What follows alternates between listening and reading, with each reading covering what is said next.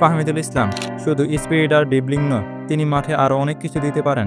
আমরা সবাই জানি ফাহমিদুল ইসলামের ড্রিবলিং ও স্পিড অসাধারণ, কিন্তু প্রশ্ন হচ্ছে এর বাইরে তিনি মাঠে আর কি কি দিতে পারেন। আসুন দেখি মাঠে এবং মাঠের বাইরে তিনি কিভাবে বাংলাদেশ ফুটবলে প্রভাব ফেলতে পারেন। 1 নম্বর, ইউরোপিয়ান ফুটবলের অভিজ্ঞতা। যেহেতু তিনি ইউরোপে খেলেন, সেহেতু তিনি উন্নত প্রশিক্ষণ নিয়ে থাকেন। তিনি দ্রুত মুভমেন্ট এবং দ্রুত সিদ্ধান্ত গ্রহণ করতে পারেন। তিনি হাই প্রেসিং বা গতিময় ফুটবল খেলায় অভ্যস্ত, যা বাংলাদেশ ফুটবলের গতি বাড়াতে পারে। 2 নম্বর, কৌশলগত বুদ্ধিমত্তা। ফাহমিদুল একজন বহুমুখী ফরওয়ার্ড। তিনি শুধু গোল করেন না, খেলার গতি ও ছন্দ নিয়ন্ত্রণ করতে পারেন। যেমন মাঝমাঠ থেকে বল নিয়ে উপরে উঠে আসা, স্মার্ট রান দিয়ে প্রতিরক্ষা প্রসারিত করতে পারা, সুযোগ তৈরি করতে পারেন এবং স্কোরও করতে পারেন।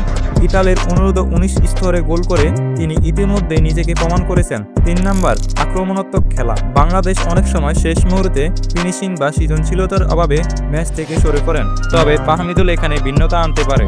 তার আছে বল কন্ট্রোল এবং দ্রুত পজিশন নেওয়ার দক্ষতা এবং স্কোর করার ক্ষমতা। ফাহমিদুল ইসলাম হতে পারে বাংলাদেশ ফুটবলের দিক নির্দেশক। যদি জাতীয় দলে তার স্কিল এবং দক্ষতা পূর্ণাঙ্গ মর্যাদা দেওয়া হয়, তবে তিনি মাঠে সেই ইম্প্যাক্ট রাখতে পারবেন। তিনি শুধু গোলের সংখ্যা নয়, পুরো দলের খেলার মান বদলে দিতে পারেন।